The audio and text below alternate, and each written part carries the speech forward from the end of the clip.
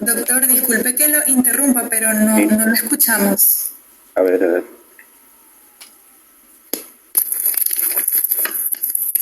Ahora. No lo escuchamos, doctor. Probablemente sea algo con sus audífonos.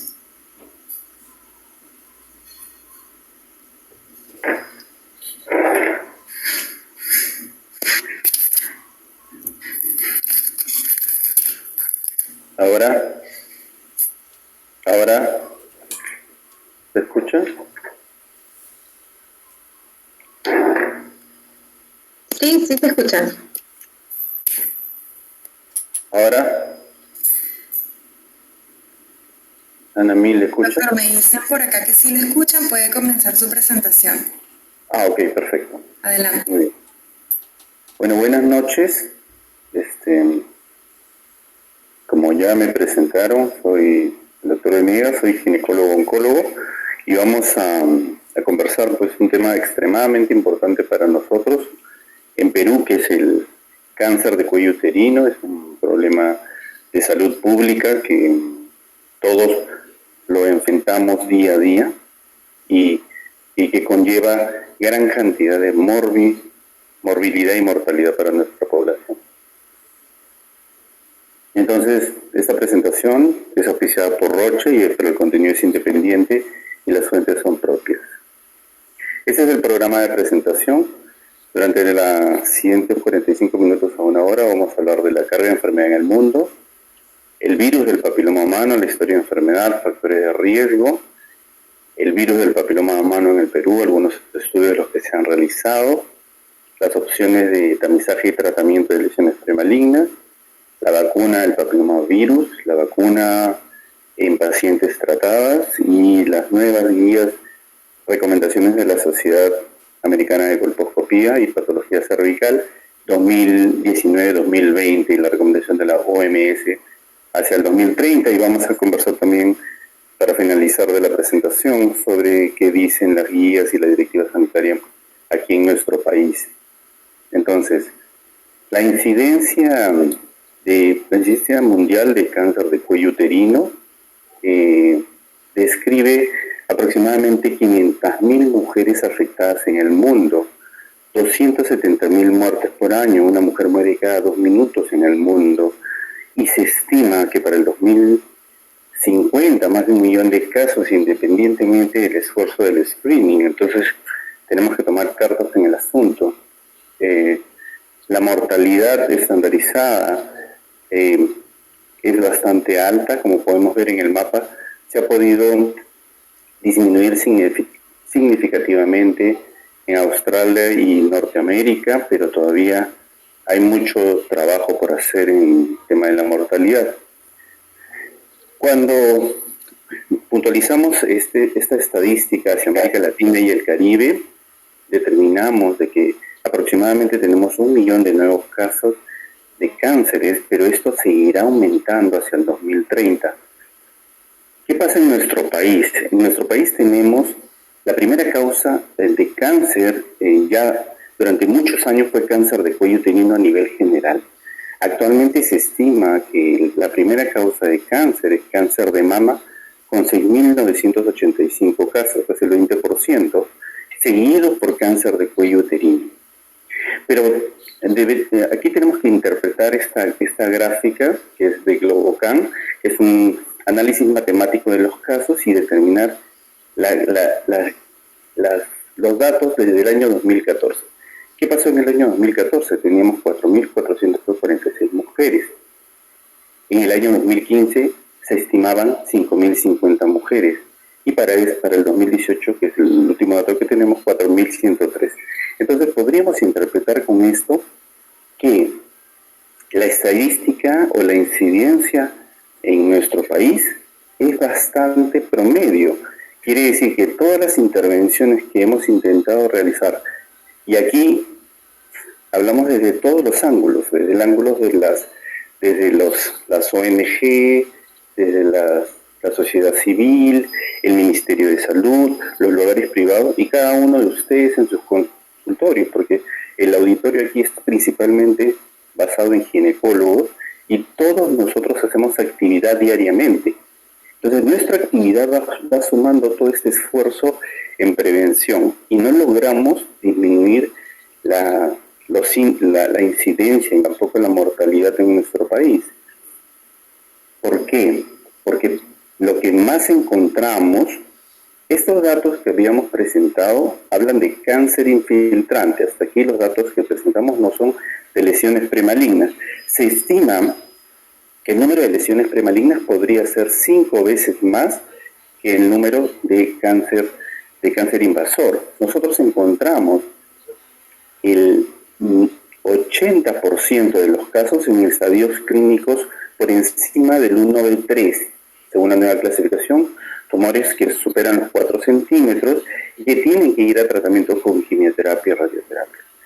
Según los datos del Ministerio de Salud, solamente 10% desde el año 2015 son identificados como tumores que tienen la posibilidad de ir a cirugías radicales, como conizaciones o histerectomías radicales. Entonces todavía seguimos en este gran problema de la enfermedad avanzada. Ahora, si tratamos de acordarnos cuál va a ser el tratamiento para el cáncer del cuello uterino 1B3 hacia arriba, el tratamiento va a ser quimioterapia y radioterapia.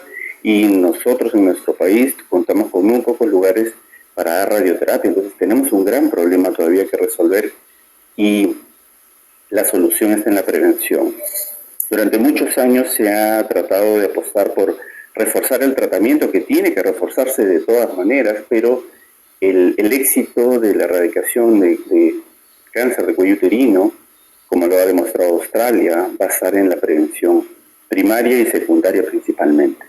Entonces, la raíz del cáncer de cuello uterino ha sido publicado ya desde 1991, donde en noviembre la Agencia Internacional de Investigación en Cáncer y la OMS concluyen oficialmente que existe una asociación entre el virus del papiloma humano y cáncer de cuello uterino. En este estudio se estimó que el 99.7% de casos de cáncer invasor estaban asociados al virus del papiloma humano, y ese 0.3% probablemente es porque no le hayamos identificado o no hayamos tipificado el tipo de virus siguiente. Entonces, la publicación de este trabajo marcó un hito para el escenario de la prevención y los esfuerzos de todos los gobiernos y el sector privado a nivel mundial para aumentar la concientización del grave riesgo que implicaba la infección del virus del papiloma humano sobre la salud pública y sobre la salud de las mujeres. Entonces, esta infección es una infección extremadamente frecuente, y aquí he tratado de diseñar una gráfica donde se expresa en números cuál es el riesgo. Entonces, si entendemos de que todas las mujeres que van a tener actividad sexual van a contraer el virus en algún momento de su vida, acá hemos hecho una secuencia numérica, digamos, por cada 1.000.000 de pacientes infectadas del papilomavirus, 100.000 podrían tener una lesión premaligna, 8.000 podrían tener un carcinoma in situ, 1.600 podrían tener un cáncer invasor. Lógicamente esto si ninguna de ellas tuviera el manejo de haber sido identificada en el trayecto, ¿no? La gran mayoría de las infecciones del virus del papiloma humano van a ser infecciones transitorias. El tiempo de vida media, de promedio de la infección del virus del papiloma humano es de 2 años, donde debería limpiarse o aclararse. Bueno, pero ¿cómo interviene el virus del papiloma humano a nivel molecular? Tenemos aquí 3 puntos principales. Tenemos que acordarnos de la partícula E2. Esa partícula E2 se va a encargar de hacer control negativo sobre la partícula E6 y E7. Entonces, cuando llegue el virus e infecta, va a desregular o romper la cadena o el trabajo regulador del E2, desestabilizando el genoma viral y descontrolando la expresión del E6 y el E7. He tratado de resumir en forma bastante práctica cómo funciona para tratar de acordarnos solamente de tres o cuatro cosas moleculares que van a ser el eje principal de toda la fisiopatología de la infección del virus del papiloma humano. Entonces llega el virus, modifica, rompe el trabajo del E2 y se destabiliza el genoma, permitiendo que se sobreexprese el E6 y el E7. Entonces, eso va a permitir dos tipos de acciones directamente. La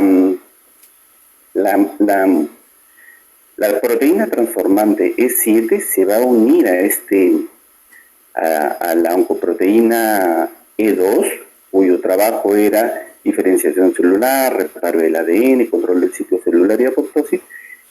Al unirse el gen del retinoblastoma, el gen del retinoblastoma se va a liberar generando la degradación del gen del retinoblastoma, fomentando aumento del P16, aumento de los centrosomas, empiezan a tener mitosis múltiple y la multiplicación celular. Esa es la acción del E7. Y la acción del E6, la partícula del virus, del papiloma humano, del E6 va a actuar sobre el gen, sobre el P53.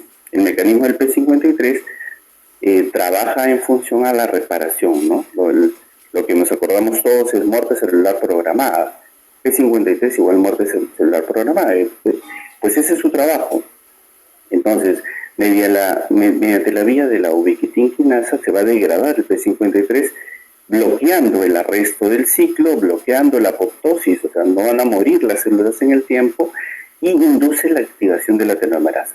Hasta este momento hemos visto que la acción va a ser dada por el D2, la acción de la inhibición del E7 con el gen del retinoblastoma y el bloqueo de la actividad del P53. Y bueno, induce la activación de la telomerasa. Esta activación de la telomerasa, pues la telomerasa, para acordarnos, era una enzima formada por un complejo proteico con una actividad polimerasa que induce la formación de células y el alargamiento en el cromosoma.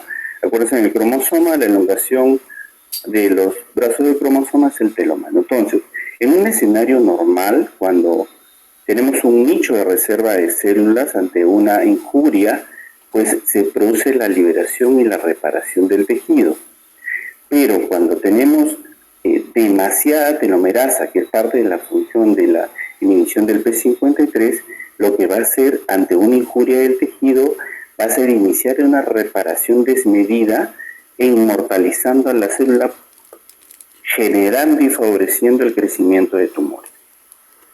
Entonces, de forma práctica y resumida, esta sería la parte de la fisiopatología.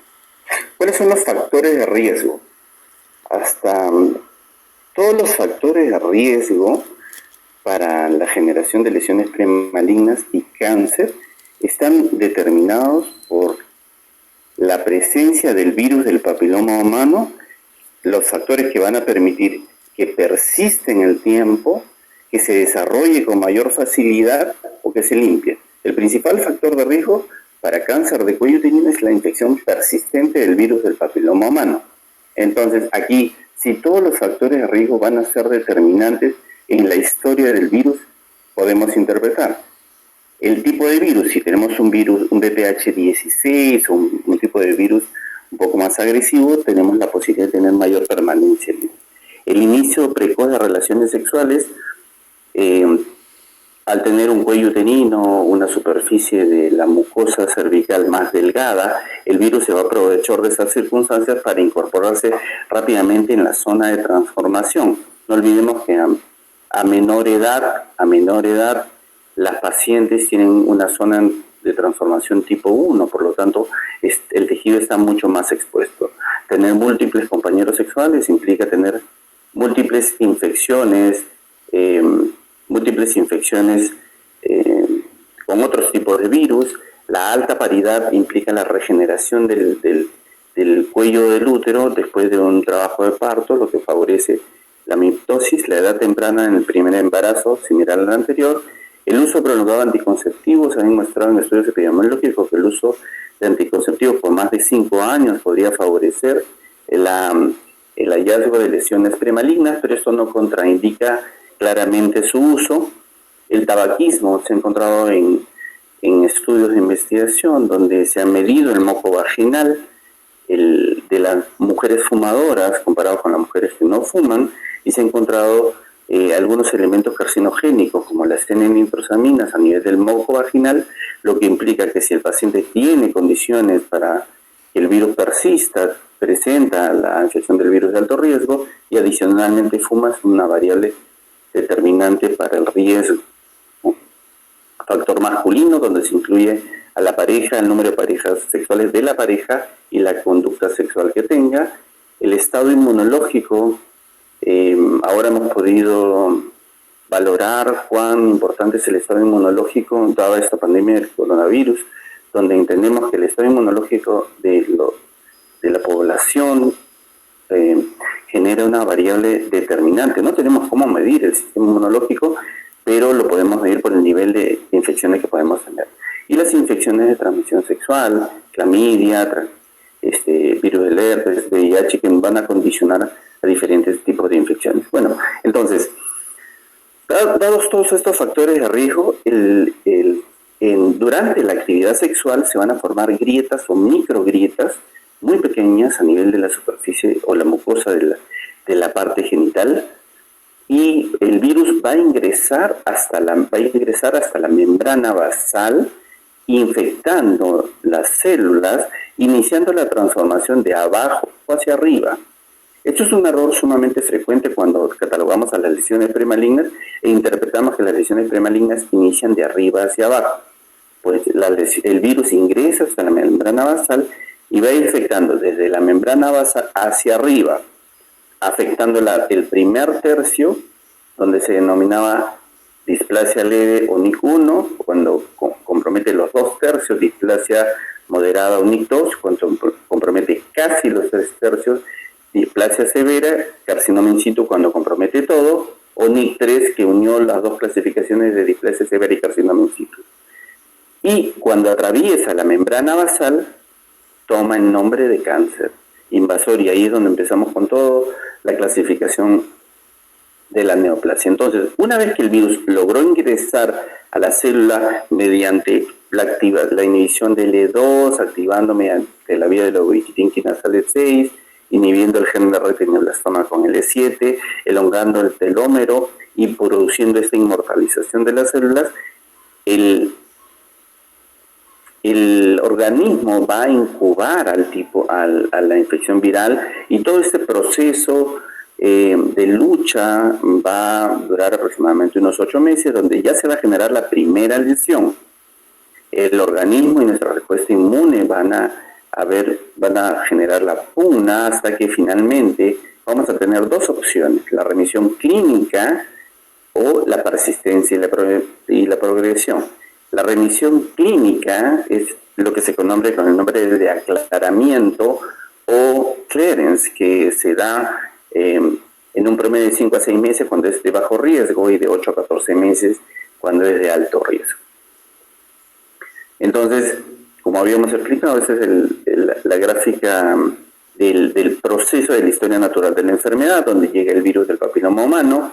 El 80% de la población lo va a limpiar, solamente el 20% va a persistir en función de los factores de riesgo, y si el paciente progresa o persiste con la infección, vamos a ir pasando a una lesión premaligna de bajo grado, de alto grado y a cáncer. Este proceso, desde la infección del virus hasta que llega a cáncer, tarda entre 10 a 15 años.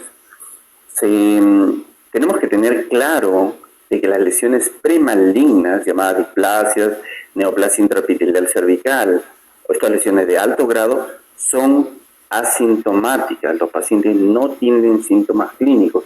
No podemos esperar tener síntomas clínicos. Ya encontramos síntomas clínicos a partir del carcinoma invasor en adelante.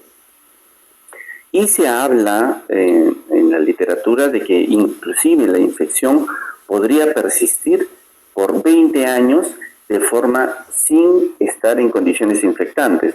Y aquí creo que este es un dato sumamente importante, porque nos da la respuesta a esta pregunta que nos hacen a todos en el consultorio, ¿no?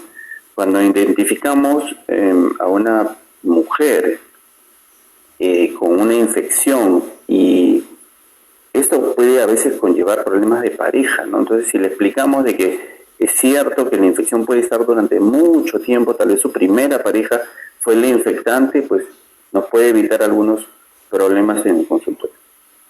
Bueno, este es el enfoque basado en las vías de intervención de la Organización Mundial de la Salud, donde determinamos que la frecuencia de infección de lesiones premalignas, de infección por VIH, se va a dar entre el inicio de las relaciones sexuales y los 30 años. El inicio de las lesiones premalignas arrancan a partir en promedio de los 30 años para que el caso empiece a los 45.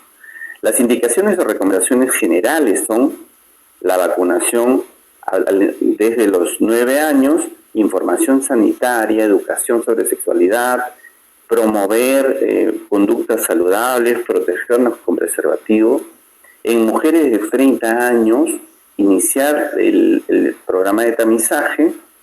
La detección debe estar basada en una prueba de alta precisión, equivalente o superior a la prueba del papilomavirus, y tratar a todas las pacientes con lesiones premalignas y cáncer. Nosotros prácticamente durante muchos años hemos intentado apostar sobre esta parte de prevención secundaria, y realmente se ha tenido éxitos en algunos países, pero nosotros no hemos tenido los resultados esperados. Entonces, una vez que llegó el virus del papiloma a nuestro cuerpo, ¿qué ocurre? Como habíamos dicho, la mayoría se va a limpiar. Podríamos estimar un 80 o 90% de que la infección se va a limpiar, se va a aclarar el clearance, y solamente un pequeño porcentaje de pacientes van a quedar positivos para el papilomavirus. Y de este pequeño grupo, algunas persisten y otras podrían llegar a neoplasia. Entonces, ¿qué pasa en el mundo acerca de la infección del virus del papiloma humano?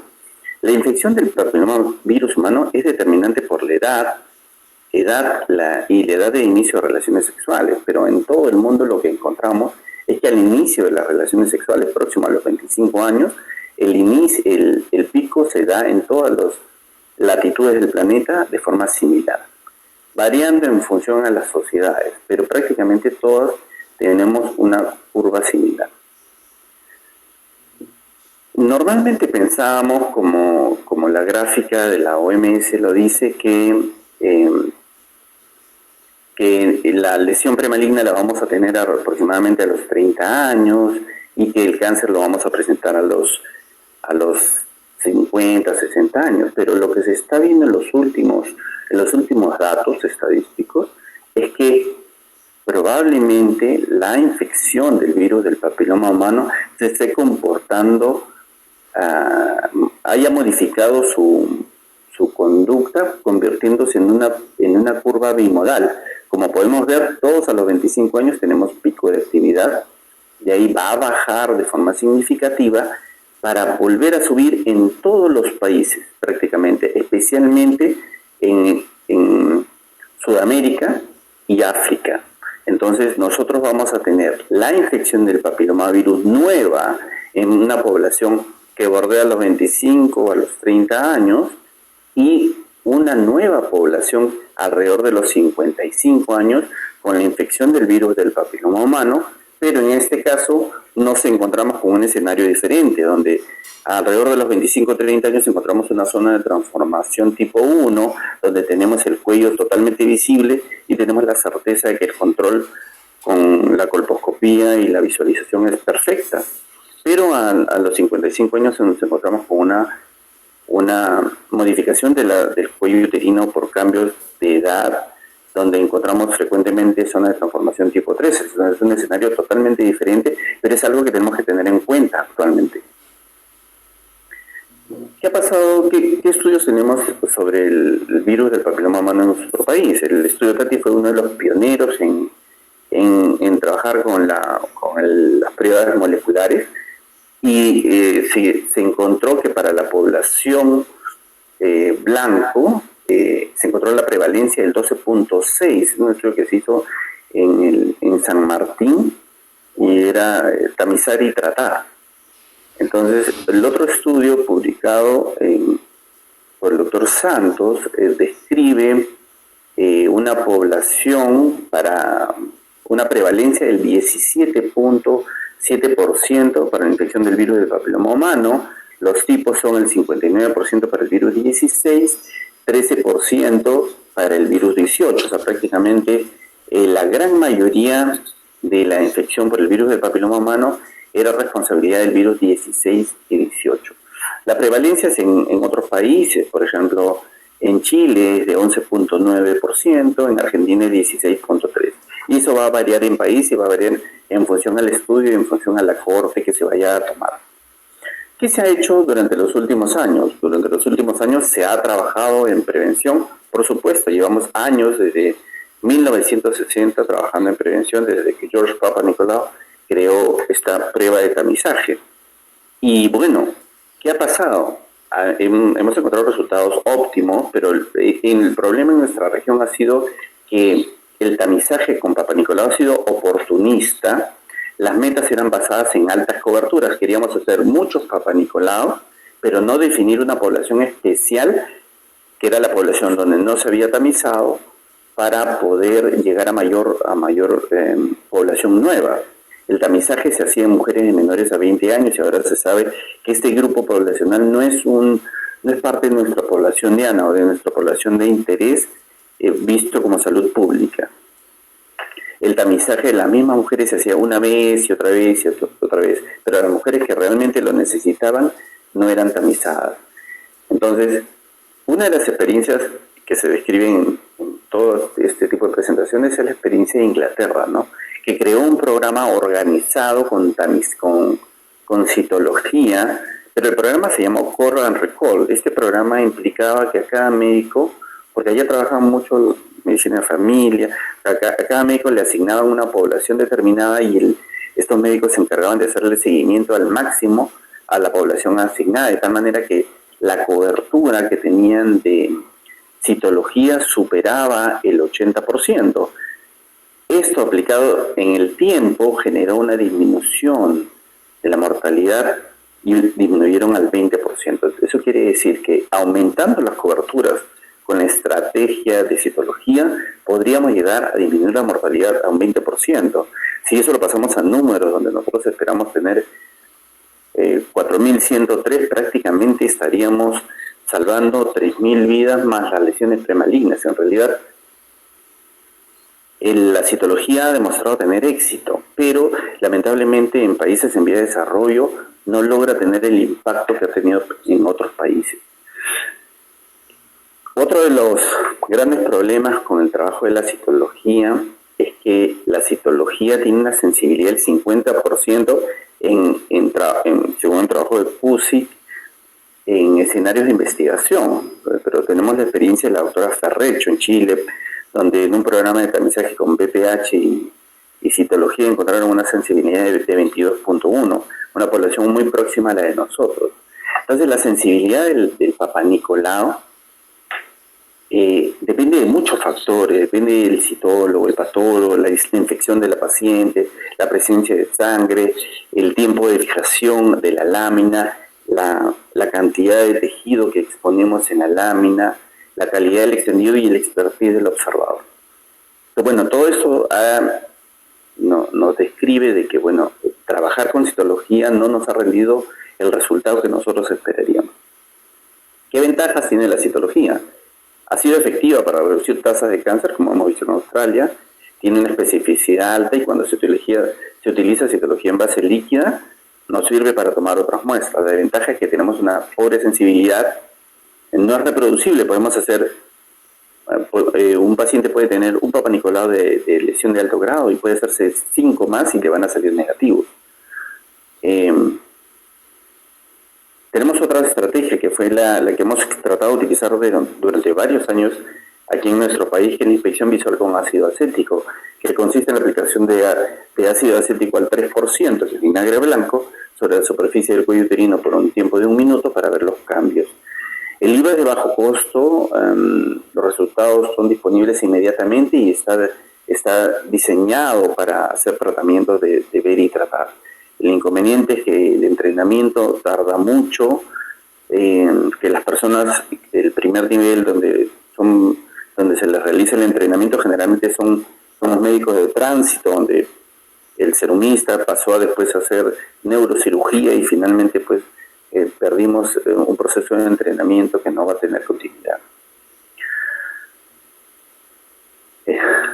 La prueba ideal es una prueba que no necesita aplicarse frecuentemente, que puede identificar casi a todas las mujeres sin que la paciente desarrolle cáncer antes del siguiente tamizaje y que no identifique erróneamente a ninguna mujer. Ese sería el escenario ideal.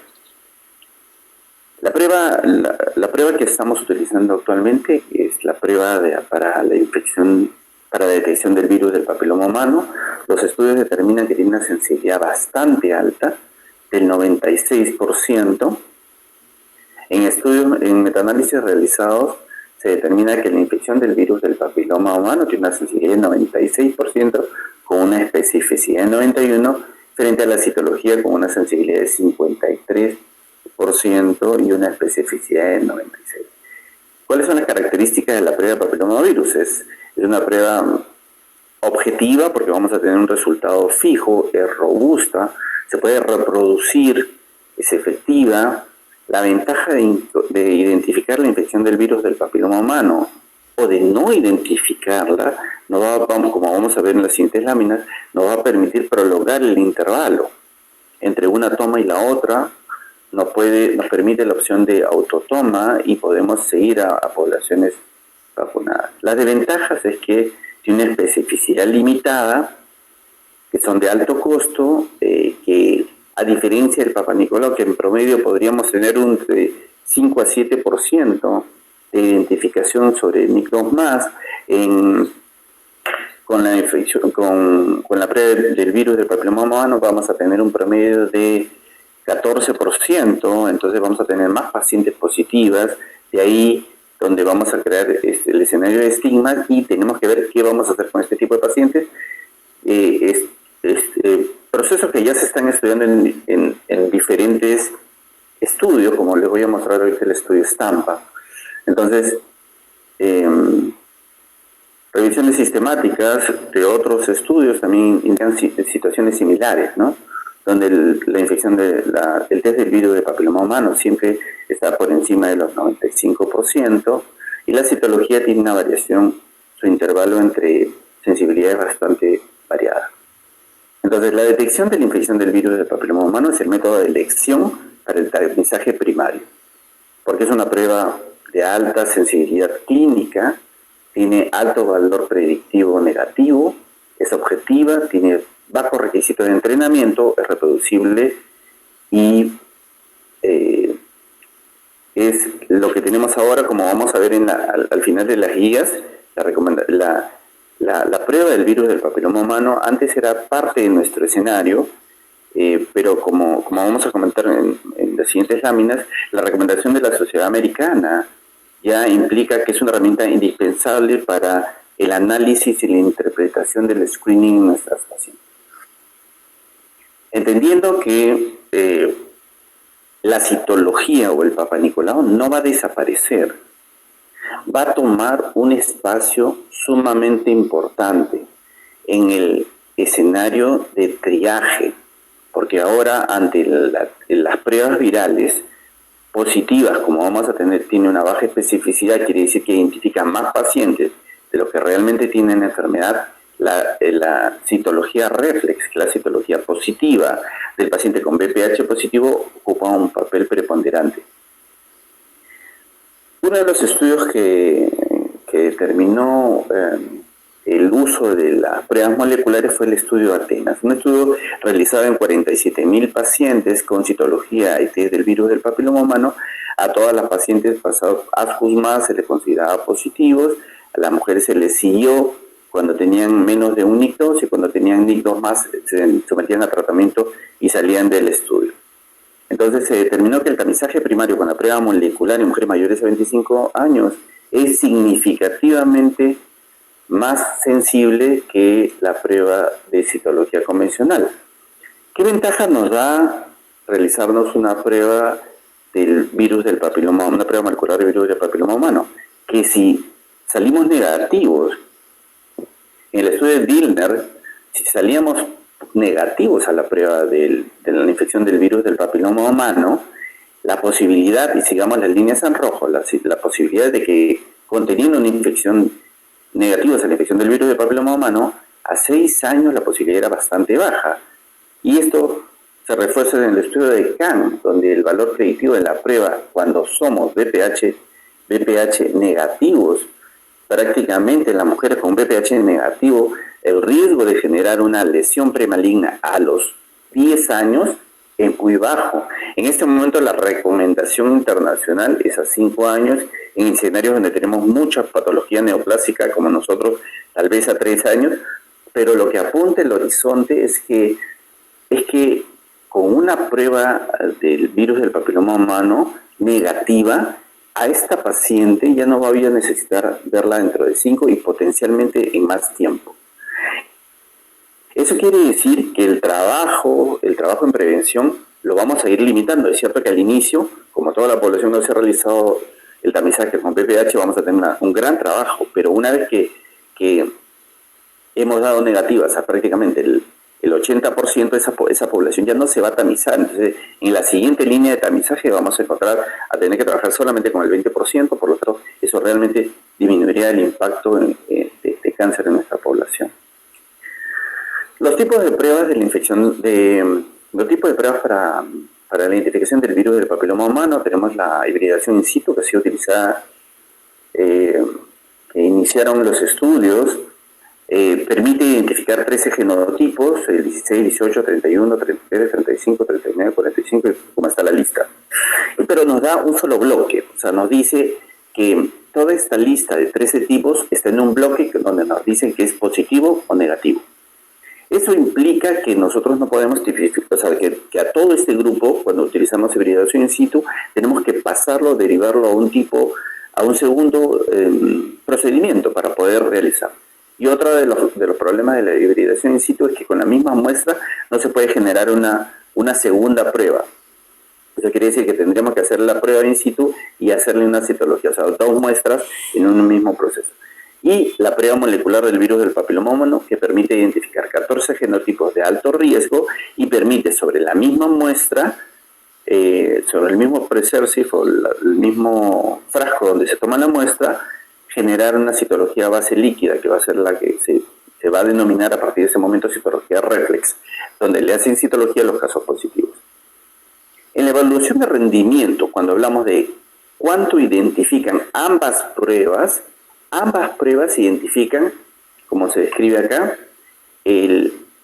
la concordancia prácticamente es del 92%, la sensibilidad entre una y otra es del 90%, 90.5% para ambas. Ambas pruebas muestran rendimientos comparables para la detección de NIC2+. Pero ¿qué ventaja nos da la genotipificación? La ventaja de la genotipificación es que nos permite actuar inmediatamente sobre una condición de riesgo o derivar a un año si es que tenemos de bajo grado. ¿Qué otro beneficio de las pruebas moleculares del virus del papiloma humano? Es algo extremadamente importante para nuestra población, que es la autotoma.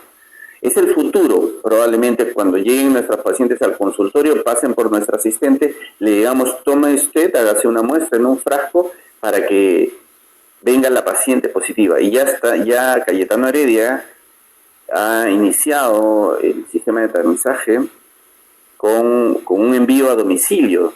Llaman por teléfono, le llevan el test viral a domicilio, la paciente se toma la muestra y es enviada por un courier y se le envía el resultado. O sea, ya estamos en el momento del cambio, ¿no? Las mujeres, este beneficio de la autotoma, pues, tiene diferentes aristas de donde podemos utilizarlo, ¿no? Primero, que las pacientes se sienten atraídas a hacer este procedimiento, evita el espéculo, que es algo que mortifica mucho. Se podría acceder a esta población a la cual nosotros no hemos tenido acceso y, bueno, tenemos la contraparte, que otros pacientes prefieren igual ser vistos por un profesional de salud antes de este tema. Entonces, los factores asociados a la posibilidad de hacerte autotoma, habíamos dicho que eran haber realizado pruebas de Papa Nicolau previa, percibir el riesgo de cáncer, que el riesgo de cáncer es alto, tener alto nivel de conocimiento relacionado a la infección del virus y considerar el costo como una prioridad. Entonces, tener el conocimiento sobre el virus, hicimos una publicación con unos colegas sobre la asociación entre conocimientos acerca de cáncer de cuello uterino y realizarse una prueba. Una de cada dos mujeres en nuestro país en edad fértil se hizo PAP en los últimos 2 años. O sea, quiere decir que la gran población sí se tamiza, que conocer el cáncer que el cáncer puede prevenirse, y haber oído de que el cáncer está asociado al papilomavirus y asociar el papilomavirus con el desarrollo del cáncer, también aumentó la posibilidad de tener de que la población sea examinada. Entonces, hay que dar conocimiento, hay que enseñar, que tratemos de hablar de cáncer en todos y explicarles, y si tenemos un paciente en consultorio, no dejarle de hacerle una prueba molecular o una citología, idealmente prueba molecular, pero hacerle un tamizaje al paciente. Bueno, una vez que tenemos positivo uno de estos casos, nosotros vamos a pasar a la famosa colposcopía, ¿no? La colposcopía creada por Hans Hieselmann, alemán de nacimiento, que mediante el uso del microscopio y la aplicación de ácido acético y Lugol ve cambios acetoblancos a nivel del cuello uterino, con el principio de que se identifiquen los cambios vasculares a nivel del cuello uterino para ver papilas, mosaicos, punteados y un conjunto de lesiones para utilizarlo sobre un patrón específico. O sea, no solamente colposcopía es mirar y analizar, es catalogar sobre un score, que son los índices de Reid o el score de Sweet, donde podemos identificar y en función de una buena colposcopía acertamos nuestro diagnóstico nuestro acierto es bastante alto. La colposcopía, como podemos ver aquí, nos permite identificar también lesiones asociadas a verrugas genitales, condilomatosis en la vagina, lesiones condilomatosas que simulan realmente. Esta lesión la pongo en mis exposiciones porque apenas uno la ve, encuentra en la lesión sin ácido acético, encontramos una lesión de alto elevada, con papilas. Cuando la vemos con el microscopio, pues se ve bastante grosera, sangra al roce. Inmediatamente nosotros vamos a pensar en cáncer infiltrante, pero tenemos que saber que la lesión inicia a nivel de la zona de transformación y que las zonas periféricas usualmente son verrugas genitales. En este caso es un condiloma genital que simula una lesión de alto grado. Y tenemos las lesiones de alto grado, que son las lesiones que pigmentan al ácido acético y que para la aplicación del Lugol pues se van a ver de esta forma. Entonces, hasta el momento hemos tenido una gran cantidad de información sobre el nivel de tamizaje. Entonces, cuando yo hago una prueba de tamizaje con BPH, que entendemos que ya es la prueba ideal y tenemos que ya hacer el cambio tecnológico hacia utilizar una prueba molecular del virus del papiloma humano, una vez que hemos hecho esta prueba, ¿cuál es la prueba o estrategia a usarse después de una prueba inicial positiva? ¿Cuál es la estrategia de tamizaje para escenarios difíciles y cómo implementar un programa de tamizaje? ¿Qué hago cuando tenemos a nuestras pacientes rompiéndose la cabeza ante un BPH positivo, ¿no? Entonces, uno de los estudios que se está realizando y está en proceso es el estudio Estampa, en el cual yo tengo el honor de ser el investigador principal. Es un estudio que se está haciendo en 12 países en Latinoamérica.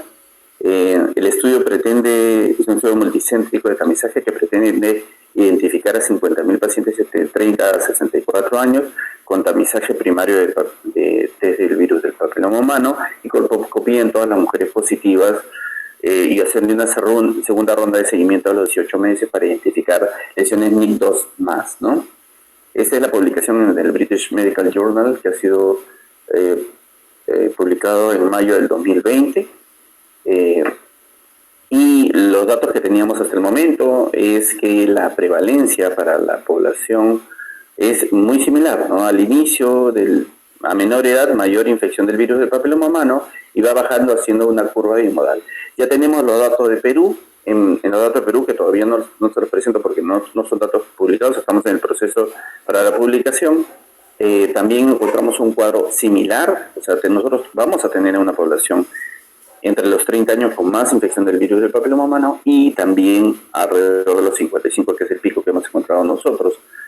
Y una vez que salen positivos los pacientes con VPH, este estudio pretende hacerle una corrida de todas estas pruebas: OncoE6, citología convencional, oncoproteína de 6 y de 7, infección visual, infección de base líquida, COA, genotipificación, B16 y 67, metilación y otras estructuras. Hasta el momento lo que se ha encontrado es que en las mujeres que tenían lesiones de alto grado, por ejemplo con colposcopía mayor, o sea, colposcopía con muy sospechosa de una lesión premaligna, la predicción de cáncer es casi del 80%, con resultados comparables a los obtenidos con una biopsia. Eso probablemente nos vaya adelantando como los resultados de que ante un VPH positivo y una colposcopía muy grosera, probablemente tengamos que ir a tratamiento directo. Y que la prevalencia, cuando tenemos o colposcopía muy positiva o citología de alto grado, es de alrededor del 40% cuando no tenemos otros datos. ¿Qué dicen las guías de screening de la Sociedad Americana de Cáncer? Esto ha cambiado un poco nuestra forma de el sistema que tenía la sociedad. Entonces, acá tenemos que tener claro, va a haber diferentes recomendaciones. Nosotros tenemos que tener nuestra decisión. En la presentación que hemos hecho, les he puesto inicialmente la presentación de la Organización Mundial de la Salud, que sugiere iniciar el tamizaje a partir de los 30 años. Esta recomendación es de la Sociedad Americana de Cáncer, que, como dice en la primera línea, es: no debemos tamizar a las mujeres menores de 25 años. La edad del inicio de tamizaje debe ser a partir de los 25 hasta los 65 años, iniciando con tamizaje con test de VPH solo, cada 5 años. O sea, ya tenemos la recomendación internacional, tanto de la OMS, de iniciar con test de VPH a partir de los 30, de la Sociedad Americana de Cáncer, de empezar a partir de los 25 años en adelante con test de VPH solo, y lógicamente esto se va a dar en función de las herramientas. ¿Qué otro dato importante tenemos en esta recomendación? Que el corte se da a partir de los 60, o sea, iniciamos a partir de los 25 hasta los 65, que las pacientes posteriores a una histerectomía, a veces decimos: no, ya no tengo que ver a estas pacientes, tenemos que seguir viéndolas hasta los siguientes 25 años después de haber sido operadas de cáncer de cuello uterino, cáncer de endometrio o de haber tenido una lesión premaligna. ¿Qué pruebas utilizar? Recomendaciones: utilizar citología, utilizar el test del virus del papiloma humano con todas las variantes aprobadas por la FDA. La recomendación: hay muchas pruebas in-house que han salido, in-house producidas por laboratorios locales. Lo ideal es que sea una prueba aprobada por la FDA. Como tenemos esta lista, la lista que ponemos aquí, que es Covas, OncoClarity, Dagin, Cervista, Aptima, aprobadas en las diferentes líneas, ¿no? Aquí mostramos las guías ante patología anormal. Es una guía de riesgo de la Sociedad Americana de Colposcopía y Patología Cervical. Esta guía ha reemplazado a todas las guías previas, entendiendo que es el cuarto consenso de la Sociedad Americana de Colposcopía y Patología Cervical. La primera dada en el año 2001, la segunda en el 2006, la siguiente en el 2012, la siguiente en el 2015, y actualmente esta modifica todas las otras guías y ya en el año 2015 las guías incluían al test del virus del papiloma humano, pero ahora, como vamos a ver en las siguientes láminas, el test del virus del papiloma humano ocupa un papel preponderante. Y aquí se usan tablas de riesgo para estimar las posibles combinaciones ante un resultado positivo. Este estudio está fundamentado en el estudio Kaiser, que es un estudio por una década de 1,5 millones de pacientes. Entonces, aquí la idea es, el principio del estudio Kaiser es si existe riesgo inmediato de tener una lesión de alto grado y determinar cuál va a ser el riesgo de tener un NIC3 inmediato o de tener un NIC3 a los siguientes 5 años, para proponer las opciones de tratamiento, tratamiento, seguimiento con colposcopía, recomendaciones de colposcopía, recomendaciones en el seguimiento de un año, o etc. Entonces, este es un ejemplo del modelo del Kaiser, del estudio Kaiser, que es ante un BPH positivo con una citología de ASCUS, pues tendremos el riesgo inmediato del 4.5 de presentar un NIC3. El paciente va a pasar a colposcopía, la colposcopía resulta que es una lesión menor a NIC2. Entonces, el riesgo a 5 años para esta paciente es de 2.9%.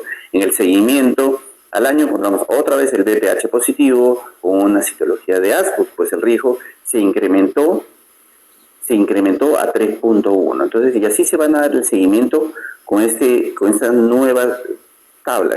Entonces, yo sé que luce un poco pesada esta tabla, pero es toda una formulación en función a una cadena de riesgos.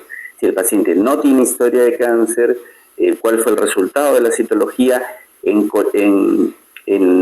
la tabla en colores nos va a dar la recomendación y el seguimiento. Ya va a estar para el alcance de todos nosotros un programa que va a estar accesible a los teléfonos, donde toda esta tabla que suena espantoso, suena estadística y creo que a nosotros no nos gusta mucho, va a estar de fácil acceso, en el sentido de que le ponemos, ¿tiene riesgo? No, o sea, no tiene riesgo, tiene BPH positivo, tiene tal, y el mismo programa nos va a lanzar qué opción de tratamiento necesitaríamos. Esa es la tabla de seguimiento en función al riesgo de colposcopía. Por ejemplo, en este caso, vamos a tomar la primera, cuando tienes un BPH positivo y tenemos un NILM, que significa negativo para lesiones premalignas y cáncer, y la biopsia resulta que encontramos una lesión menor a NIC1, pues el riesgo para generar un NIC3 al año es de 0.56, a 5 años es de 2.55, y así sucesivamente vamos viendo ante todas las variantes cómo vamos a tener y qué opciones de tratamiento nos dan. El riesgo a 5 años para tener NIC3, y aquí vamos a tener cuando no conocemos la infección del virus del papiloma humano, anterior en el histórico, cuando tenemos un test de BPH negativo y cuando tenemos un test de BPH positivo. Y acá hacemos una pausa. Esta pausa es para entender de que ya nuestro sistema de tamizaje cambió, que ya tenemos que trabajar todos con test de BPH, porque si no simplemente no vamos a tener las herramientas actuales y modernas para tomar decisiones. Porque entendamos que acá dan por obvio de que ya tenemos una prueba de BPH. Pero bueno, vamos a comparar, por ejemplo, vamos a coger el ASH. Tenemos un paciente que no conocemos su historial, que tiene un BPH negativo, pero le encontramos células de significado no determinado de alto grado, AH. Y el riesgo para que la paciente haga lesión NIC3 en los siguientes 5 años es, al año inmediato, es 3.4. Ahora vamos a comparar este ASH con el siguiente.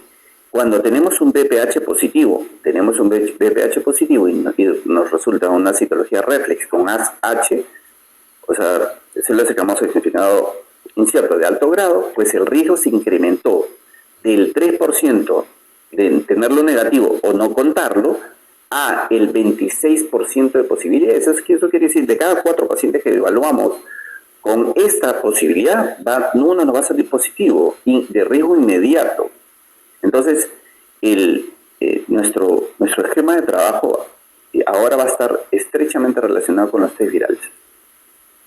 Igual aquí el juego de posibilidades, ahora cuando tenemos el histórico de un BPH positivo con lesiones de bajo grado, y aquí se nos van a dar las posibilidades y los riesgos que tenemos. Por ejemplo, ahorita vamos a ver el de células glandulares atípicas. Tenemos un paciente con BPH positivo en el histórico, en el que tuvo una lesión que se le encontró en la citología negativo para lesión intraepitelial de bajo grado, negativo para lesiones intraepiteliales, y en el control se le hace encontrar un BPH negativo. En este caso, el riesgo es de 8.3. Y para el mismo grupo, AGUS, encontramos BPH positivo y en el control anual le hacemos otro BPH positivo, el riesgo se incrementa al 33%. Entonces, los datos que nos brindan el BPH va a ser sumamente importante para la toma de decisiones. Ese es el riesgo a 5 años para los pacientes con NIC3 tratados por NIC2 o NIC3, probablemente con una conización. Igual, el seguimiento de los pacientes. Entonces, hasta el momento hemos hablado del tamizaje primario con BPH. Eso quiere decir que tenemos que cambiar el PAP por el tamizaje primario. Y el seguimiento de los pacientes tratados también los tenemos que hacer con test de BPH.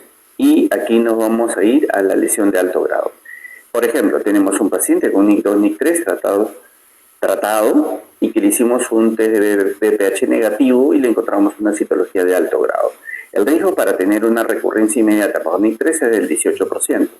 Ahora tenemos el mismo paciente con un BPH positivo y una citología de alto grado, nuestro riesgo se incrementa de 18 a 53%. Por lo tanto, prácticamente este paciente va a colposcopía y tratamiento inmediato. Está recurriendo, pero no le vemos la enfermedad. Así que la infección por el virus del papiloma humano y demostrar la infección nos determina prácticamente cuál es el siguiente paso de tratamiento. Las recomendaciones de vacunación. Ahora, hemos hablado de la prueba de tamizaje, pero en la prevención primaria pues juega un rol determinante, ¿no?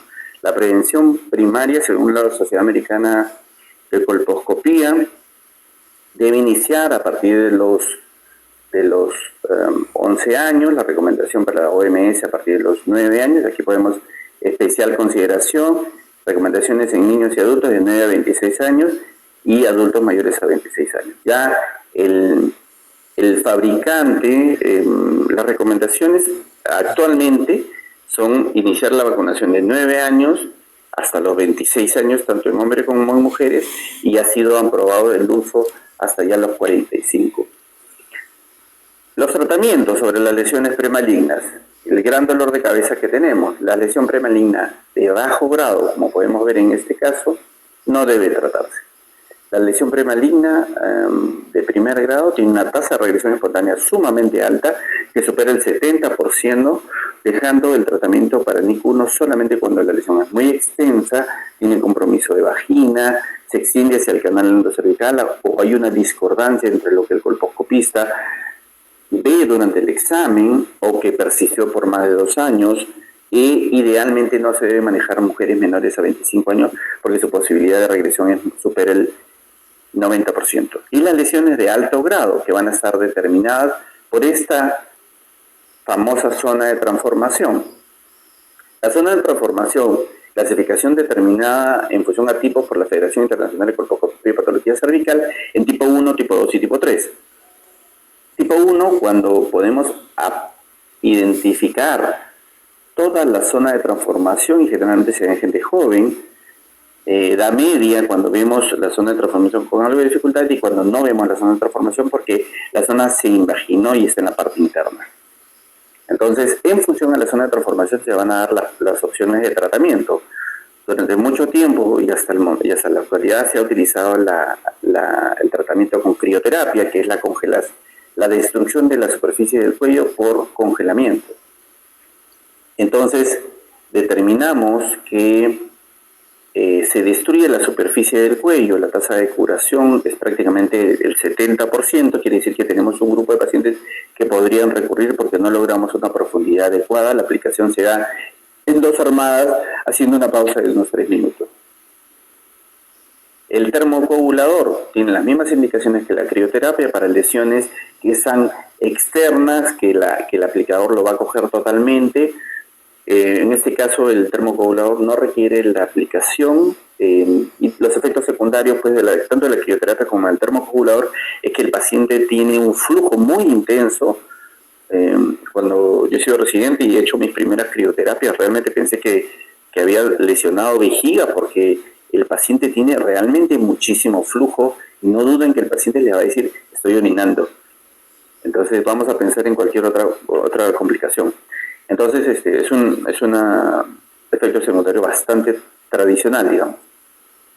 El tratamiento con cono frío, que ya podríamos decirlo que es un tratamiento histórico, pero igual se da para algunos casos donde tenemos una mala anatomía, tenemos una unas condiciones que no nos permiten hacerle una conización tradicional, y la vedet del tratamiento de las lesiones es el Conolip, ¿no? El Conolip es el que ha ocupado en estos últimos años el tratamiento que ha determinado pues realmente resolverlo. ¿Qué ventaja nos da el LIP? El LIP es un procedimiento ambulatorio que es con anestesia local, y en algunas condiciones podríamos sedar al paciente cuando tenemos algunas condiciones como tamaño, condiciones anatómicas. Nos brinda conocimiento sobre tener una pieza operatoria, podemos estudiar el borde de profundidad, un cono adecuado prácticamente nos permite determinar cuánto mide en profundidad, cómo está el estatus del borde externo, el estatus del borde interno, el estatus del borde final, nos permite determinar realmente las opciones que teníamos de observación en la demás. Pensar en tratar una lesión premaligna con histerectomía es algo que no se debería realizar, salvo casos especiales. Creo que para muchos de los que manejamos esta área de la especialidad, recordaremos que antes, hace unos años, el carcinoma in situ, que ahora ya pasó y salió de la nomenclatura del TNM, que es la nomenclatura de cáncer, para pasar a ser una lesión premaligna y se ha incorporado como NIC3. Pero antes el carcinoma in situ era tratado con histerectomía. Actualmente ya no se trata con histerectomía y el tratamiento es mucho más conservador, dado que este grupo de lesiones las tenemos en mujeres que son fértiles. Entonces, una vez que terminamos el tratamiento, tenemos que ver cuántas pacientes recurren. Nosotros hicimos un estudio donde evaluamos los factores de riesgo de recurrencia y cuáles fueron nuestras variables. En este caso hicimos un estudio con 451 pacientes que se hizo en el Instituto de Cáncer, que fueron sometidos a conizaciones, y se determinó que el compromiso de los márgenes, la edad, el estado inmunológico y la persistencia de la infección eran los factores de riesgo, y que tener un borde libre de sección nos genera la posibilidad de recurrencia de 1.96. Quiere decir que 1 de cada 50 pacientes podrían recurrir ante un borde libre, y ante un borde comprometido, 1 de cada 20 pacientes. La vacuna del virus del papiloma humano. Ahora, no podemos hablar de cáncer de cuello uterino si es que no hablamos de la vacuna del virus del papiloma humano. La vacuna, actualmente sabemos que hay 3 tipos de vacunas disponibles en el medio: la vacuna bivalente, que incluye 2 tipos, el 16 y 18, la tetravalente 6, 11, 16 y 18, y la nonavalente 6, 11, 16 y 18, que están incluidos en la tetra, y se la agregan en el 31, 33, 45, 52 y 58. Desde que se inició los procesos de vacunación, los programas pues han evidenciado tener una buena seguridad y efectividad sobre el impacto en la población. Han habido una serie de problemas que finalmente se han resuelto. En nuestro país la vacunación actualmente se realiza con la vacuna tetravalente, la de 4 genotipos, 6, 11, 16 y 18, y se vacuna en los colegios públicos y privados a las niñas del 5º grado de primaria.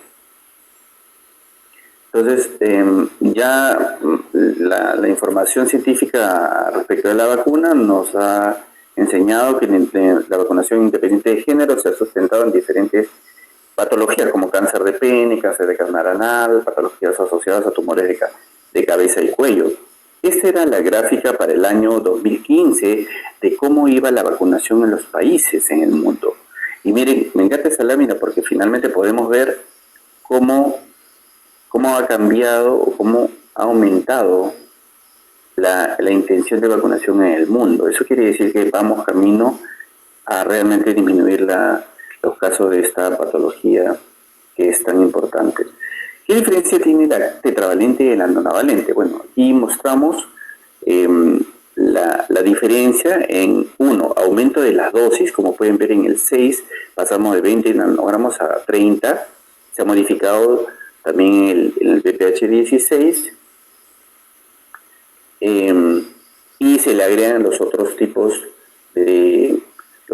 virales. Esta selección de vacunación se hizo en función a los datos del estudio fase 2 publicado por Luxemburgo, donde se determinó cuáles eran los tipos virales más frecuentes en el mundo. Entonces, cuando se compara la vacuna tetravalente con la nonavalente, tenemos unos beneficios bastante impresionantes, digamos, en la disminución de la carga de enfermedad, ¿no? La vacuna de VPH es eficaz para prevenir los tipos, las infecciones asociadas, y miren cómo disminuye con la vacuna tetravalente a la nonavalente, disminuyendo el número de enfermedades vulvares, vaginales, adenocarcinoma in situ, NIC3 y NIC3. Y esta gráfica me parece extremadamente importante. Nosotros, como hemos demostrado con la pandemia, que tenemos un sistema de salud pública malo, deficiente, digamos, con la vacunación, o sea, haciendo prevención primaria, podemos disminuir drásticamente los procedimientos a nivel de cuello uterino, las anomalías del Papa Nicolau, los casos de NIC3, los casos de NIC2. Esto implica que todos estos beneficios lo vamos a ver expuestos sobre la disminución de la carga sobre la consulta. En resumen, entre la tetravalente y la nonavalente es del 20%. Me gustaría que se queden de esta gráfica con esto, ¿no? El beneficio entre la tetravalente es del 70% y entre la nonavalente del 90%. Ya con eso entendemos de que el beneficio casi para la población es sumamente alto, pero que la paciente igual tiene que seguir viéndose. ¿Qué otra aplicación tenemos con la vacunación del papilomavirus? Cuando nosotros ya tratamos al paciente para una lesión con una conización, como habíamos conversado, el estudio Esperanza pretende determinar si existe el beneficio de aplicar, el beneficio clínico de aplicar la vacuna del papilomavirus en pacientes que han tenido NIC2 más, y se aplicado como lo aplicábamos nosotros, en 0,6 meses. El beneficio sobre la recurrencia ha sido importante, determinando que en las pacientes no vacunadas, las no vacunadas, los tipos de infección de recurrencia más frecuentes eran del 16 y 18. Mientras que las vacunadas no se encontraron tipos. Se concluye en este estudio con esta población que la vacunación tetravalente en mujeres que han sido sometidas a conización por NIC2 más, podría haber un beneficio de reducir el riesgo en un 80%. Y entendiendo que lo principal para nosotros es la identificación adecuada y asegurar los tratamientos de la población, esta población, porque por más que sea pequeña, no deja de ser la población más importante que tenemos. La vacunación en Australia, me parece, lo resumí en una sola lámina, pero la experiencia de Australia ha sido espectacular, porque ellos incorporan la vacunación en el año 2007 en niñas de 12 a 13 años, y después hicieron un aumento hasta los 26 años. ¿Y qué hemos encontrado en todo este tiempo? Que prácticamente se han hecho un estimado hasta el 2030, donde ellos ya van a erradicar cáncer de cuello uterino de su población. Ahora, ¿qué pasa en nuestro país? En nuestro país ya tenemos unas indicaciones en lo que nos orienta aquí es la resolución ministerial de junio del 2019, donde dice que la vacunación se da en niñas de quinto grado de primaria, de colegios públicos y privados y algunas poblaciones especiales, que el tamizaje en función de contar con todos los recursos debe hacerse con prueba molecular del virus del papiloma humano. O sea que eso quiere decir que con esta sería la tercera recomendación que nosotros estamos planteando en la exposición. La primera ha sido de la Organización Mundial de la Salud a partir de los 30 años, la segunda de la Sociedad Americana de Cáncer a partir de los 25 y la tercera para mujeres de 30 a 49 años como población diana, lógicamente. No que solamente esa población se la deba hacer, sino la población más importante. PAP a partir de los 25 a 64, inspección visual en los casos de 30 a 49 años. La implementación territorial del papilomavirus se hará en los procesos. Yo me imagino que estos procesos podrían verse detenidos por el escenario de la pandemia, por todos los gastos que han habido en el Estado, ¿no? La colposcopía es un procedimiento que es realizado por el médico especialista en ginecología y obstetricia o el médico capacitado en el tema, cuando hay un resultado positivo o cuando hay un hallazgo sospechoso de cáncer. Es sobre el seguimiento. Una vez que tengo un VPH positivo, pasa a ser examinado, pero cuando tengo un PPH negativo, el seguimiento podría ser cada 5 años, con PAP cada 2 años y con inspección visual cada 2 años. Para terminar, las metas hacia el 2030, hacia la eliminación de cáncer de cuello uterino, que es la propuesta por la Organización Mundial de la Salud. La idea es cumplir las siguientes metas. En la meta 90-70-90, hacia el 2030. El 90% de las niñas vacunadas totalmente con una vacuna del papilomavirus antes de cumplir los 15. No especifica cuál, una vacuna. El 70% de las mujeres examinadas mediante una prueba de alta precisión. Llámese a esto la prueba del virus del papiloma humano antes de los 35 años y de nuevo antes de los 45 años. El 90% de las mujeres diagnosticadas con cáncer de cuello uterino sean tratadas, el 90% de las lesiones premalignas y el 90% de las pacientes con cáncer. Estamos nosotros, si entendemos esta gráfica, lo más avanzado que tenemos, entiendo, es el porcentaje de vacunación, que estaremos más o menos en un 70%. Las pacientes se hacen los tamizajes, pero lo hacen, pues estamos haciendo con citología, tenemos que variar a la prueba molecular y nos faltan tratar a muchos pacientes. Así que nosotros somos un país diferente, parecemos un país más moderno, pero nos comportamos exactamente igual que poblaciones donde pueden ser países en vía de desarrollo o subdesarrollados. Así que cáncer de cuello uterino no ha progresado tecnológicamente con nosotros y es momento de darle paso. Gracias.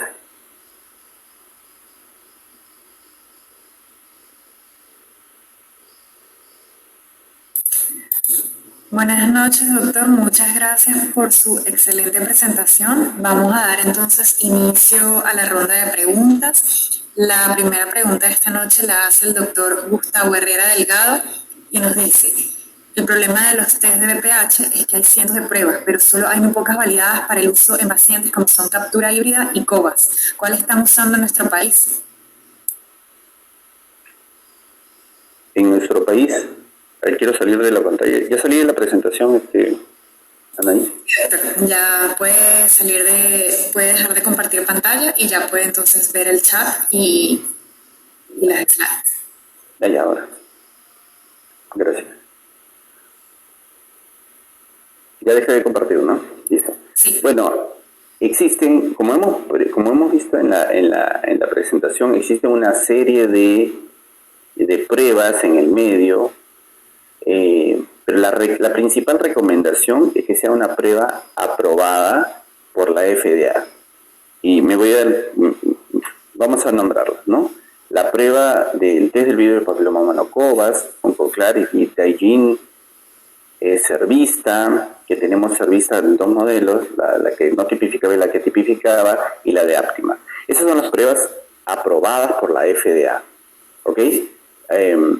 Pero la recomendación es la prueba que tengamos a la mano. Lo ideal, lógicamente, es trabajar con la mejor.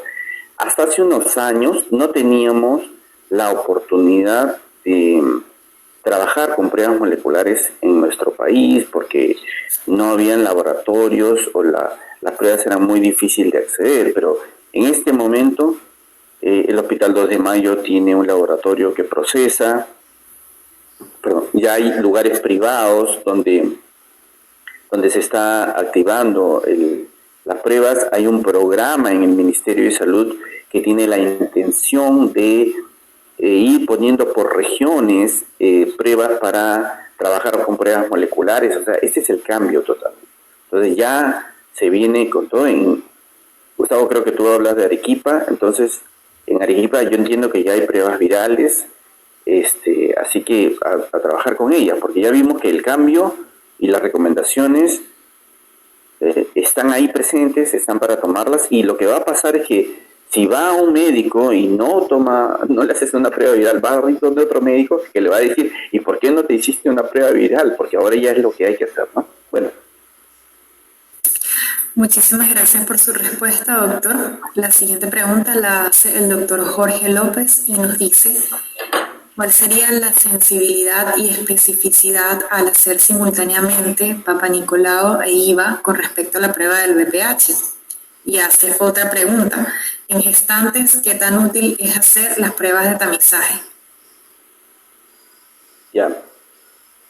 Jorge, el test el Papa Nicolau sabemos que tiene una sensibilidad, según estudios formales, el estudio de Cusick del 50%, según los estudios de Ferrecho de 21%. Nosotros, cuando estuvimos trabajando en la liga, hicimos realmente con mucho entusiasmo, porque ahí hacíamos inspección visual, tratamos de hacer PAP, inspección visual, como un método de cribado usual, y realmente no mejora la identificación de lesiones premalignas. Y el inconveniente es que le aplicamos dos tecnologías a un mismo. Entonces, visto como salud pública, el escenario ideal es aplicar una sola técnica, pero de manera individual nosotros podríamos utilizarla si no tenemos otro escenario. Si tienes Papa Nicolau, si tienes una citología, bueno, aplicar inspección visual. Sobre el test del virus del papiloma humano, aquí es importante determinar que la toma se hace con un cytobrush, que es una brocha que se introduce bastante en el canal endocervical. Y una de las contraindicaciones, como ustedes se acordarán, una de las contraindicaciones en gestantes, cuando hacíamos el Papa Nicolau, era hacer Papa Nicolau de la zona ectocervical y hacer una segunda pasada del canal endocervical. Entonces, no se recomienda hacer muestras del canal endocervical en gestantes. Por lo tanto, no se recomienda hacer test virales cuando tengamos un brush que se introduce mucho en el canal endocervical en gestantes. Muchísimas gracias por su respuesta, doctor. La siguiente pregunta la hace la doctora Lía Inés Paz y nos dice, si sale negativo para BPH 16 y 18, pero sale positivo para otros serotipos de alto riesgo, ¿en cuánto tiempo se debería hacer el control? Ok. Si nosotros tenemos la prueba de BPH y nos ha salido BPH 16, 18 negativo y otros positivo, igual esos otros son de alto riesgo, no significa que tengan menos riesgo, porque varias veces he escuchado que dicen, no, son los de bajo riesgo, no son de bajo riesgo. El PAC que hace la prueba son todos de alto riesgo, sino que los más frecuentes son el 16 y el 18. Entonces, en los datos que hace la doctora, nos falta la citología reflex, que normalmente está unida a esta prueba como este nuevo escenario de citología. Entonces, cuando tenemos BPH 16 y 18 positivo, pasa inmediatamente estudio, pero cuando tenemos un BPH positivo diferente al 16 y el 18, que es la propuesta de la doctora, tenemos que evaluar la citología reflex, o sea, el Papa Nicolau o citología base líquida. Si el Papa Nicolau muestra es positivo, el paciente debe pasar estudio. Si el PAP es negativo o fue positivo, pero no le encontraron nada en la colposcopía, el control se debe hacer a 1 año con nuevo test de BPH. Muchísimas gracias, doctor. Hay una pregunta del doctor Dante Benavides y dice, ¿ya está la prueba de BPH en todos los centros de salud a nivel nacional? No, como habíamos mostrado, esta propuesta va a generarnos grandes cambios. Te leo exactamente lo que habíamos visto, ¿no? La implementación territorial de la prueba molecular del virus del papiloma humano se realizará en forma progresiva según disponibilidad presupuestal. Esto ha sido según la directiva sanitaria del año 2019. O sea, todo esto está en proceso, pero entendiendo de que todo este proceso se ha detenido por la pandemia. Entonces yo me imagino que esto va a demorar más de lo que del trámite que se había propuesto. Pero ya hay a la mano, o sea, antes no teníamos un laboratorio donde procesar, aquí ya hay laboratorio donde podemos procesar, o sea, ya tenemos que ir tocando puertas y los costos van a ir bajando mientras más se hagan, así que tenemos que empezar a trabajar. Muchísimas gracias por su respuesta, doctor. La siguiente pregunta la hace el doctor Jorge López Rengifo y dice, el siguiente paso en un paciente con ASCUS o AUS o de significado intermedio, lo siguiente es siempre colonoscopia y prueba de BPH. Claro, antes, al inicio del uso del BPH era prueba de triaje, Jorge. En este caso ya las cosas han cambiado. Antes, cuando yo estaba reciente hace tiempo, cuando teníamos una prueba de ASCUS o AUS, le pedíamos test de BPH y a esto se llama prueba de triage. Prueba de triage es la prueba secundaria a una prueba. ¿Está bien? Ahora utilizamos la prueba de BPH como tamizaje primario. O sea, la prueba de BPH se utiliza para las pacientes que vienen a decir, doctor, vengo a hacerme mi chequeo. Bueno, los pacientes acá dicen, vengo a hacerme mi Papa Nicolau.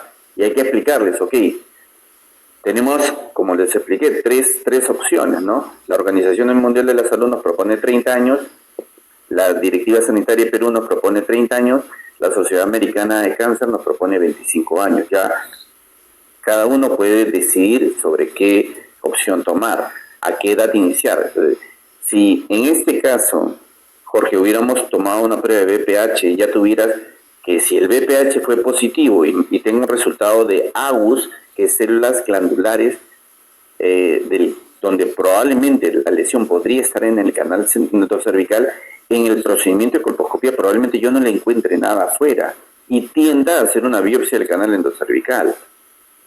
Frente a tener un BPH negativo con AUS, probablemente lo observo y no le hacemos ningún otro procedimiento.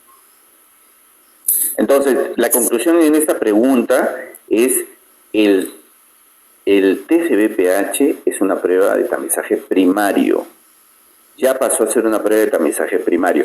Lógicamente, podemos utilizarlo adicionalmente como pruebas complementarias, pero principalmente es una prueba de tamizaje primario. Muchísimas gracias, doctor. La siguiente pregunta la hace el doctor Jorge López Rengifo también. ¿Qué factores hacen que la paciente no pueda depurar la infección viral por VPH dentro de esos 2 años en que el mismo organismo lo elimina? Bueno, acá los factores son múltiples, ¿no? Se habla de esta nueva corriente que hay actual, que es la microbiota, o sea, la población y el número de infecciones que pueda tener la paciente. El tabaquismo es una variable de riesgo, si la paciente tiene múltiples parejas sexuales o si simplemente tienes una paciente que su tipo de trabajo le genera muchísimo estrés y probablemente, y les estoy seguro que anticipo algo que podría estar ocurriendo.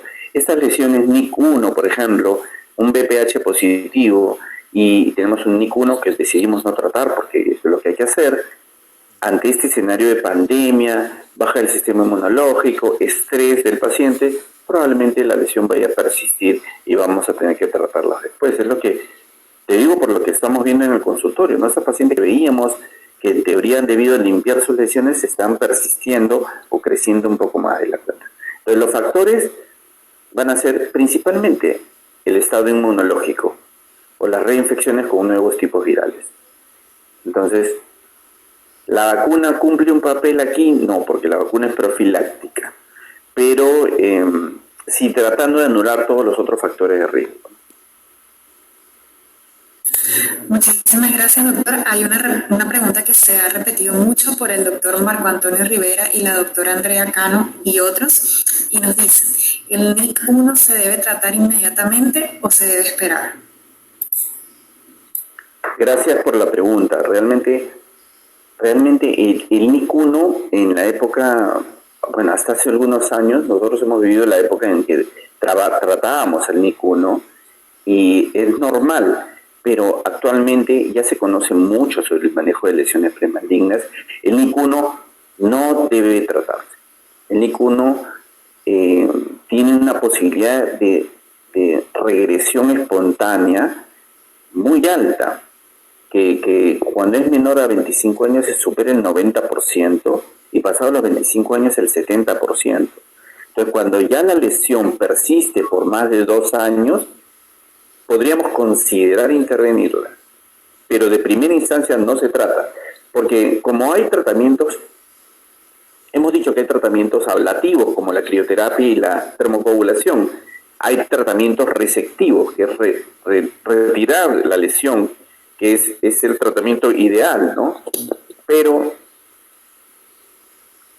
es muy fácil tratar una lesión premaligna, pero no olvidemos que si tratamos esta lesión, podríamos tener algún efecto secundario, podríamos tener estenosis del cuello. Hace poco hemos publicado un caso de estenosis cervical por tratamientos. Entonces, el NIC1 es una lesión que no se debe tratar, punto, salvo casos especiales. Y ese caso especial depende de cada uno de ustedes.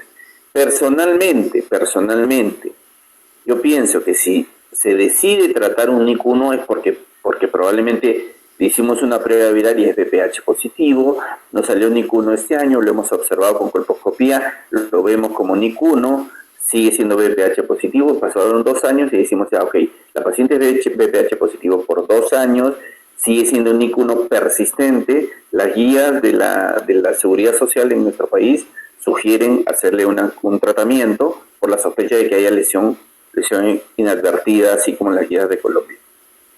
Entonces, pasa en NIC1 persistente, nada más. Muchísimas gracias, doctor, por su respuesta. Tenemos una pregunta de la doctora Violeta Virginia López. Nos dice, ¿cuánto tiempo después de haberse aplicado la vacuna se adquiere inmunidad? Y sí, vamos a responder primero eso, doctora. Ok, las vacunas se dan actualmente a partir de los 9 años. A ver, en nuestro país se vacuna en quinto grado de primaria públicos y privados. A la población en general la vacunación se pone de 9 a 14 años, 2 dosis, 0, 6, y de 15 años a 45 años, 0, 2, 6 meses. Entonces, 3 dosis a partir de los 15, 2 dosis a partir de 9 a 14. Los estudios determinan que a partir del 4.º mes ya encontramos anticuerpos neutralizantes con la primera dosis. Hay estudios de Costa Rica que se han hecho en pacientes donde se proponía en la población la vacuna y que no se lograron poner la segunda dosis de la vacuna. Entonces se les está haciendo seguimientos a estos pacientes para ver el nivel de anticuerpos neutralizantes y el número de lesiones premalignas que han encontrado, y aparentemente los estudios son con resultados bastante óptimos, así que probablemente lo que estamos diciendo ahora de 2 dosis, 3 dosis, tal vez baja toda 1 dosis, 2 dosis en un tiempo. Pero el nivel de protección podríamos estimarlo en 2 a 4 meses. Muchísimas gracias, doctor. Y tenemos un par de preguntas más para culminar la ronda. La hace la doctora Liliana Altes Ramos y nos dice, si una niña no fue vacunada a los 9 años, ¿podría ser vacunada a los 18? Ya, por eso es importante recalcar la decisión de cada país. Cada país, lo ideal sería que diga, a ver, todas las mujeres 9 a 45 años las vamos a vacunar, pero eso no es compatible con la economía de un país. Entonces se escoge una población objetivo llamada población diana. La población diana en nuestro país es la población del 5º grado de primaria de los colegios públicos y privados. O sea, el Estado te regala la vacuna en el 5º grado. Si pasaste el 5º grado, perdiste la vacuna, no te la da el Estado gratuitamente. Pero la indicación de la vacunación internacional es de 9, la indicación por OMS es de 9 a 26 años. La organización ya de estudios es de 9 a 45 años. O sea, la vacunación, si tiene 18 años, te la puedes poner. O sea, no tienes ningún inconveniente, pero ya no va a ser cubierta por el Estado. Muchísimas gracias, doctor. Hay muchas preguntas, pero bueno, la última de esta ronda la hace el doctor Secundio Antonio Galicia y nos dice, si la edad promedio de inicio de relaciones sexuales está por debajo de 18 años, ¿por qué se recomienda iniciar el tamizaje a partir de los 25? Muy buena pregunta. Lo que pasa es que, como habíamos explicado en la tabla de historia natural de la enfermedad, El objetivo del tamizaje es la identificación de lesiones premalignas de alto grado y cáncer de cuello del útero. Entonces, si una mujer empezó, como dice usted, doctora, aparte, antes de los 18 años, digamos 16, desde los 16 años ha tenido que tener un proceso de una pareja, dos parejas, etcétera, y factores de riesgo para que a los 15 años, empezó a los 15, digamos 15, 25, 30 años, a los 30 años, según la OMS, empezamos el tamizaje y ya debemos encontrar alguna lesión premaligna o cáncer. La recomendación de la Sociedad Americana dice empezar a los 25. Entonces, tenemos el rango entre 25 y 30 años donde no le va a pasar nada a la paciente. Si nosotros empezamos a tamizar a partir de los 16 años, lo que vamos a encontrar va a ser muchísimas pacientes con lesiones que nos parecen una lesión de bajo grado, nos parecen un IQ, entonces vamos a hacer una infinidad de observaciones, colposcopías, biopsias y tratamientos, y si esperábamos un poco más, esas lesiones iban a autolimitarse solas, iban a desaparecer y a los 30 años nosotros ya no lo íbamos a ver. Pero el paciente, como ya fue diagnosticada y ya fue observada, entra en un proceso de múltiples consultas innecesarias. Entonces, entendamos que el objetivo de prevención es identificar lesiones premalignas de alto grado. Si queremos, como les he dicho, les he planteado 3 propuestas, ¿no? La Organización Mundial de Salud 30 años, la Sociedad Americana 25 y la Guía de Perú que dice 30. O sea, cada uno de nosotros es libre de elegir la que uno puede. Podemos empezar a los 25 años si tenemos la duda de que no quiero que se me escape. Yo he tenido pacientes con cáncer infiltrante a los 21 años habiendo empezado a los 16, sí, pero es un caso de tantos. El objetivo es tratar de beneficiar a la mayor cantidad de población. Muchísimas gracias por su respuesta, doctor. Excelente presentación, han sido excelentes los comentarios. Con esto quiero comentarles que este evento ha sido grabado y que recibirán un replay a su correo en un lapso de 48 horas, a los correos que hayan registrado al inicio de este evento. A continuación, pues, no sé, doctor, si tiene algunas palabras para despedirnos. Bueno, realmente yo soy un apasionado del tema del cuello uterino. Cualquier duda que tengan pueden contactarme. Creo que tú les puedes dar mi correo por ahí.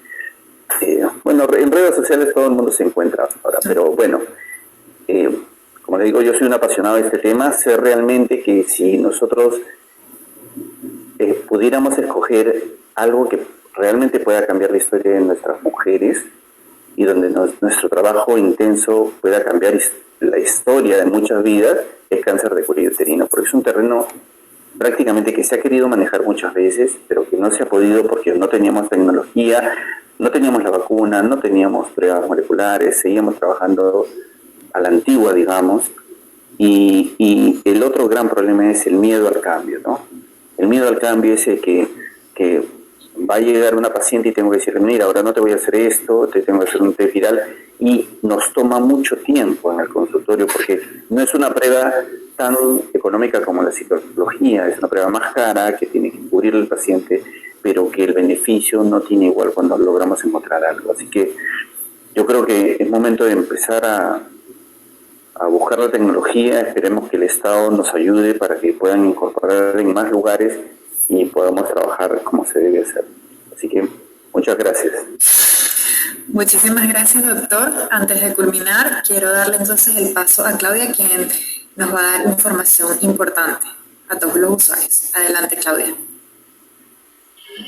Sí, buenas noches, doctor. Muchas gracias. Gracias, Anamil, por el pase. Solamente les robo un minuto por las diferentes consultas que tienen los alumnos, los médicos que nos siguen a través de la plataforma de actualización bph.com.pe.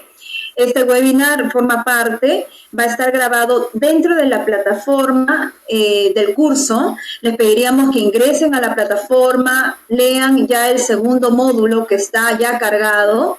Los que recién se han inscrito o están poniéndose al día con las lecturas, en la plataforma está abierta tanto el módulo 1, que es el módulo de lectura, está abierto el examen, Estamos abriendo también el módulo de lectura del segundo módulo y a pedido de algunos médicos que ya desean dar incluso el examen del segundo módulo, pues estamos revisándolo para ya cargarlo este fin de semana y así ya tengan también ya hecho su examen. Les recordamos que para lograr la aprobación del curso, que es en total 4 módulos, solamente requerimos los 30 puntos aprobatorios. Es decir, si en esta sesión, primer módulo, ustedes han hecho 5 puntos o 4 puntos, igual pueden ingresar al módulo 2, continuar y así lograr sus 30 puntos hasta finalizar el curso. Les vamos a estar comunicando a través de WhatsApp, de emailing, tanto las fechas del próximo webinar como también las fechas del cronograma de los cursos, ¿no? Se les está brindando a todo momento, a toda hora soporte. Si tuvieran dudas, lo único que les rogamos es que por favor revisen sus bandejas de spam, que es muy posible que ahí estén llegando las comunicaciones. Ya todos tienen una clave en común. Un poco de paciencia porque son más de 800 inscritos, ¿no? Se está tratando de dar información personalizada a cada uno. Ustedes ya tienen el contacto de las personas de Contact Center. Hay grupos de WhatsApp, sería importante que se unan para que también entre ustedes puedan compartir experiencias, se brinden información y se forma una comunidad muy importante en este tema. Como indica el doctor, vamos a dejar también sus datos dentro de la plataforma. Si requieren mayor información o alguna asesoría, también lo vamos a tener disponible. Cualquier consulta, seguimos nosotros brindando el soporte. Muchas gracias, Anamil, muchas gracias, doctor. Muchísimas gracias a todos. Con esto damos por culminado pues este evento. Buenas noches, doctor. Gracias por su participación y gracias a todos. Que descansen.